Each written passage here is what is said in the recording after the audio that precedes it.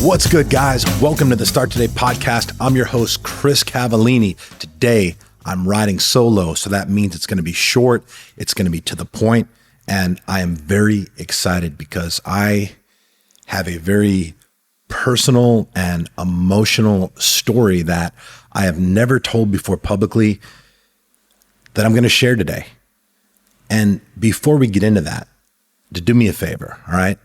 Go ahead and close your eyes. If you can. If you're driving, probably not advisable. You might want to turn this back on a little later. But those of you who are in a position to, I want you to go ahead and close your eyes.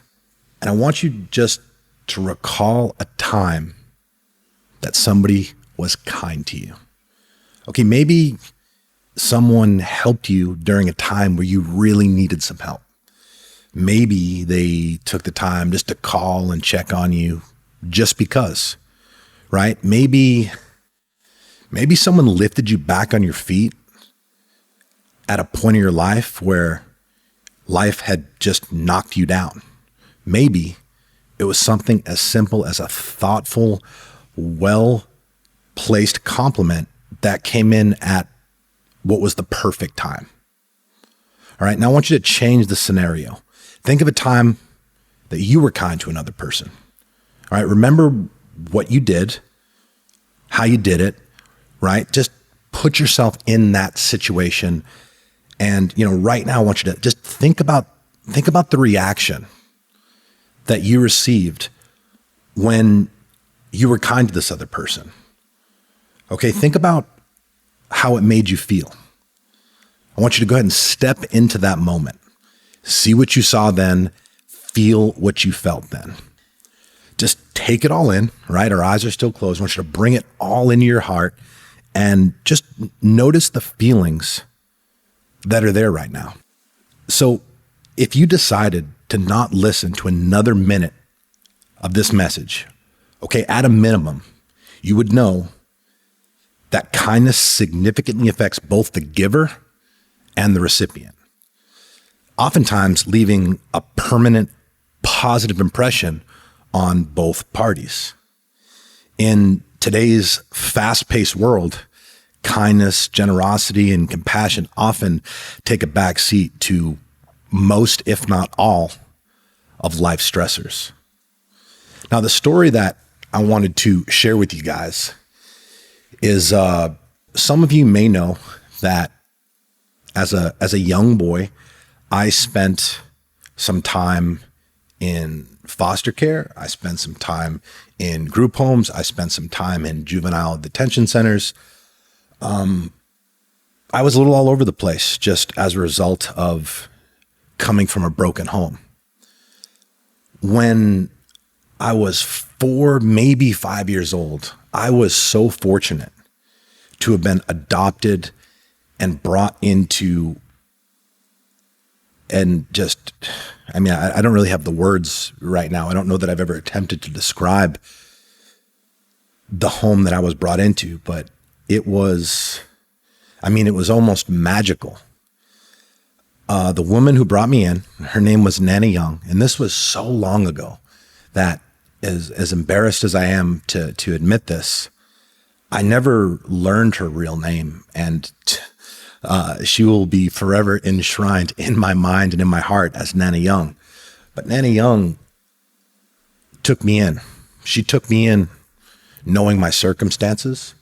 She took me in knowing that I was damaged, had experienced significant trauma to that point in my life. And she took me in knowing the significant liability that comes with a young, psychologically broken boy being essentially injected into a home environment with strangers who he has never met before. Now, the beautiful part about this situation and this story is at the time, so I have 3 half-sisters, 3 younger half-sisters. And at the time, only my oldest Nicole was born, and she's too young to remember any of this. But my sisters and I, we grew up differently. They had their dads. We never really were like raised in the same home or anything like that. A couple of them spent some time together at different points, but we basically all kind of came up in different capacities just due to the unconventional nature of our circumstances. But at this time, when I was removed from my mother's care from the Department of Social Services, I was actually not just living with my mother, obviously, but I was living with my older sister, who also was removed from her care. The special part about this story is that Nanny Young took in my sister as well. She took in my sister, Nicole, because she recognized that children with our circumstances, that were exposed and subjected to some of the things that we had been exposed to that early on in life, she recognized that it was important to keep us together, that at a minimum, that we would still have each other. And I just thought that was just so special, just looking back on it. Obviously, at the time, I didn't really have an awareness of the significance of it. But the other part of that that's really special is we actually weren't the first siblings who she adopted and took in her home. When I moved in with, when we, shall we say, moved in with our Nanny Young, I was introduced to my two new foster sisters, Leanie and Julie. Now, Leanie and Julie were sisters by blood, and they were special. They were special for a number of reasons. Most, primarily their hearts. They were extraordinary human beings. The other reason they were special is both of them actually had Down syndrome. They both had Down syndrome. And again, if I would have to estimate, it's very, very difficult to try to do this now. This happened such a long time ago, but if I would have to estimate, they were between 15 to 17 years old. When I first came into that home and to that situation, I didn't really know what was going on. I didn't really know who these people were. I mean, I remember them attempting to be nice to me, but I was so reserved and sheltered and confused that I didn't really make the situation, any easier on them than, it obviously that's a very difficult set of circumstances, interjecting two new foster kids, one age 5, one age 2 or 3, into a home with other family members, 2 of which, have Down syndrome. So that's just a lot, in and of itself. And I remember just initially being very uncomfortable, very confused, very uncertain. And I also remember Leanie and Julie doing literally everything that they could at all times to try to put a smile on my face. And at the time, that was a rare occurrence. When you go from one situation, obviously very toxic, in a multitude of facets, and then all of a sudden you're in this new dynamic and just not really understanding what's going on, who these people are. It can be a lot for a child to process and comprehend. And obviously I had some trauma that I was dealing with that was jading my perception and my ability to feel any sort of positive emotions. But there's a few things that I can remember about Leanie and Julie that I just thought was worth mentioning today. I can remember that within the first week, I'm guessing it's the first week. I mean, who really knows? But very, very early on into me living there, I remember that they would read to me and my sister, not necessarily at night, but me and my sister were kind of like keeping to ourselves, like off in a corner or whatever. And they'd come over and sit with us, and they would start reading to us. And I remember anytime if I would have a nightmare, which at that point in my life, I'd recently experienced significant trauma. I would have them often.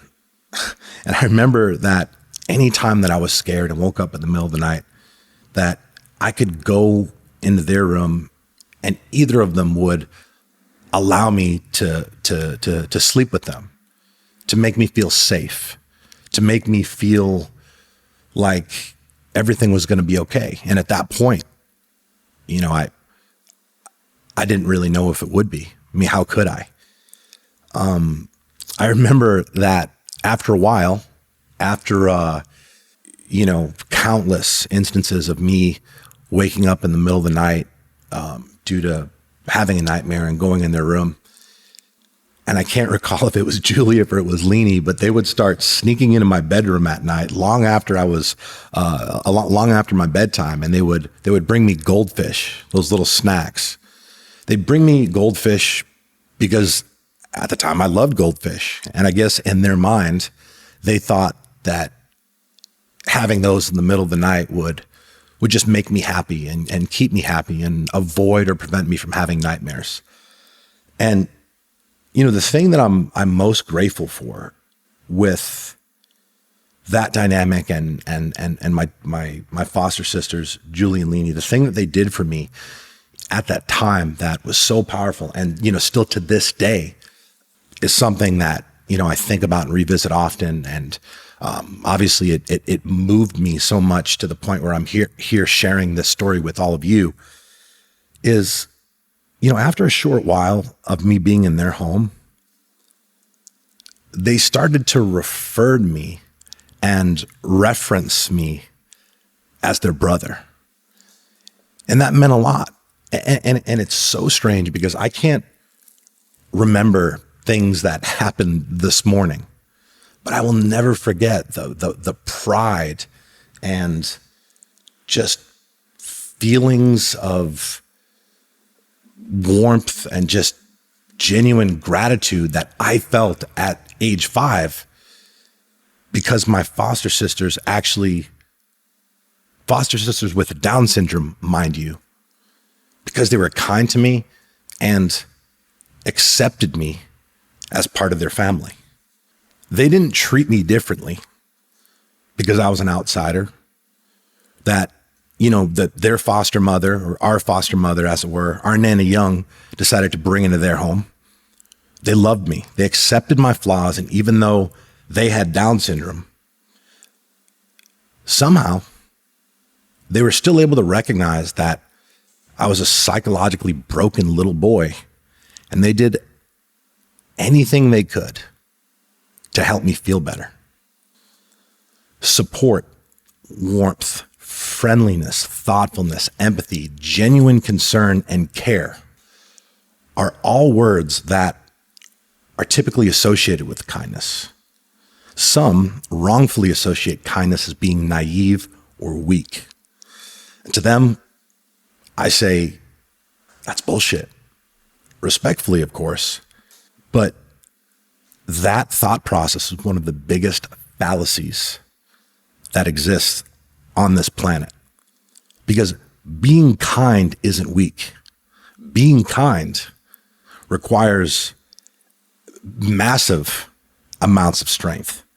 It demands courage, and for us to be so focused that despite all of the chaos that is around us at any given time, that we still have the innate ability to identify and take action when we see someone else who is in need.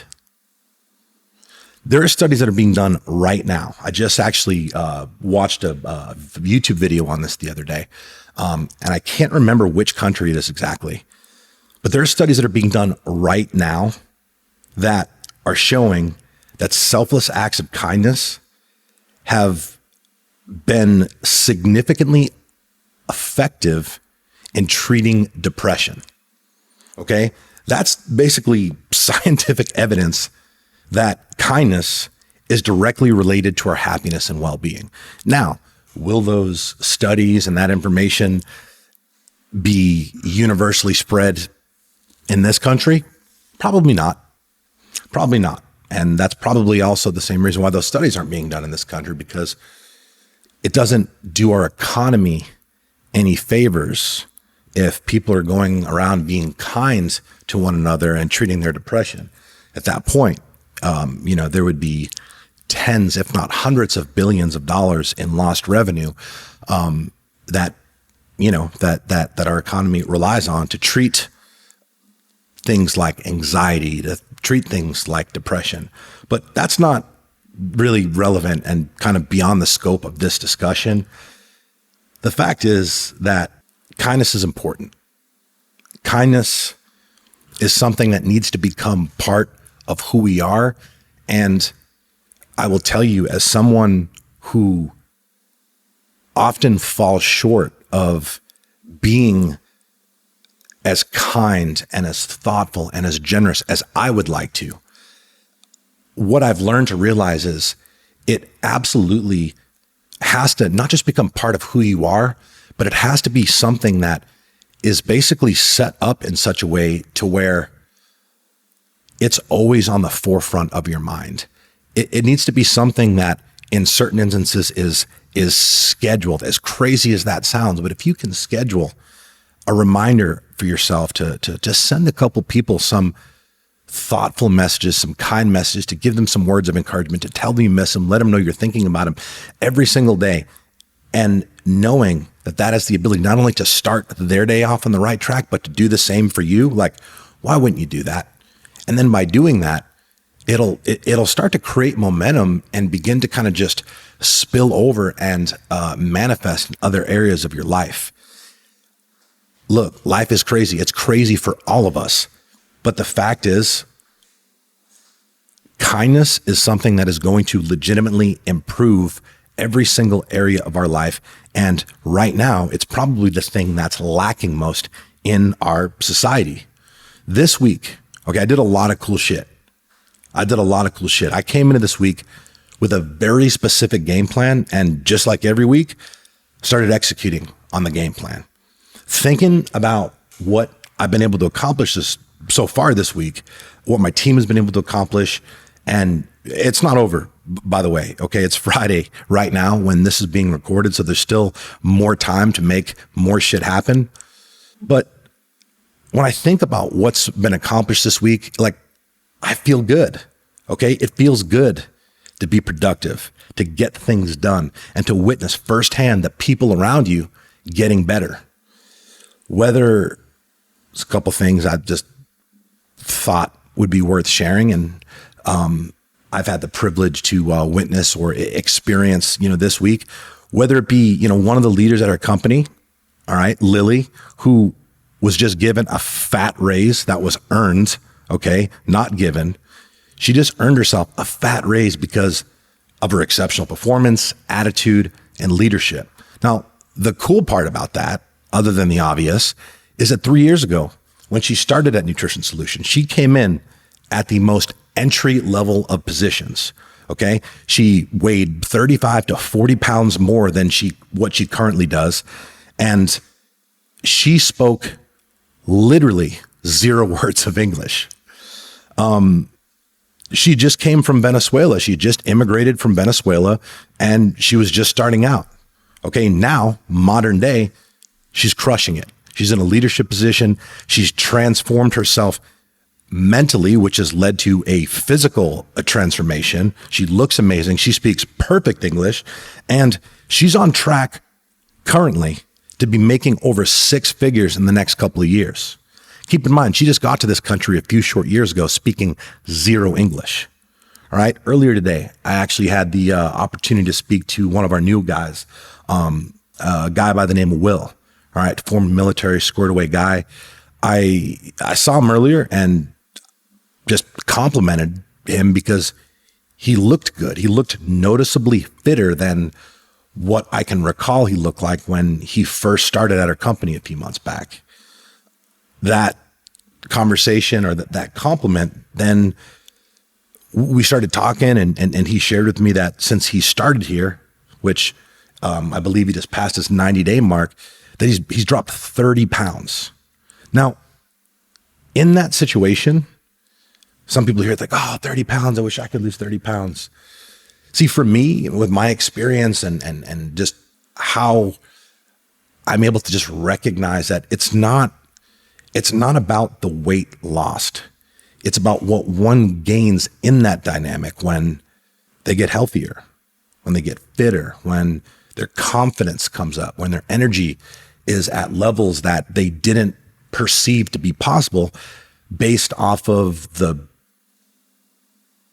baseline levels of shittiness that they've kind of acclimated themselves to over the last several years unknowingly due to just less than stellar lifestyle habits, should we say.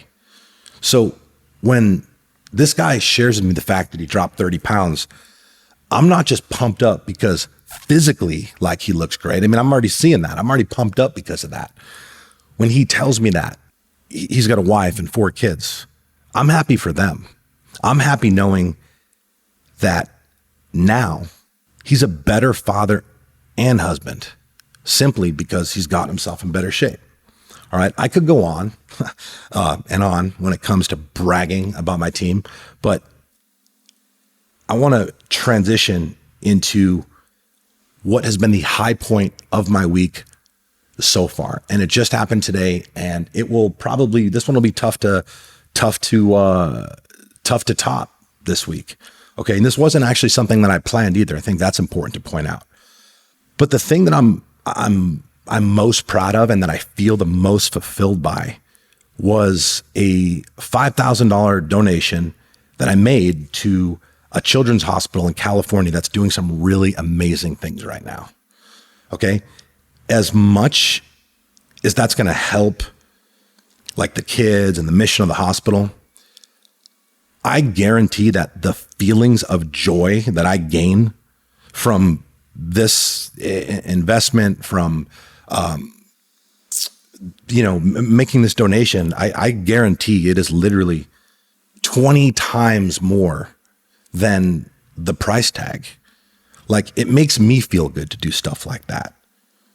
I feel good. And although I'm not one to normally like share my philanthropic endeavors publicly, because I don't really believe that, I don't really believe it's relevant and kind of serves a productive purpose more often than not. I did feel that with this discussion, it was worth mentioning. But it's no surprise that, despite all of these opportunities that we have, and not only things that acts of kindness that maybe we don't take action on, but ones that we do, that they're quickly and can be quickly kind of washed out, or that just in general, just the ugly, negative, toxic, traumatic acts that occur in our society leave a far greater impression on us than acts of kindness. We've been conditioned to be far more mindful of acts of fear and negativity than nobility, generosity, and kindness. Psychology tells us that since the earliest human beings basically lived just to survive, that's a real thing, that it's essentially been passed down to us generation to generation. And although we've evolved, it is still biologically ingrained in us and encoded essentially in our DNA to constantly be on alert to detect that which threatens our survival and happiness. So this would actually be a good explanation as far as why we tend to give more attention to acts of violence and the chaos that we see in the media or on the news. Because our primitive brains perceive these things as a threat to our survival and a threat to our existence.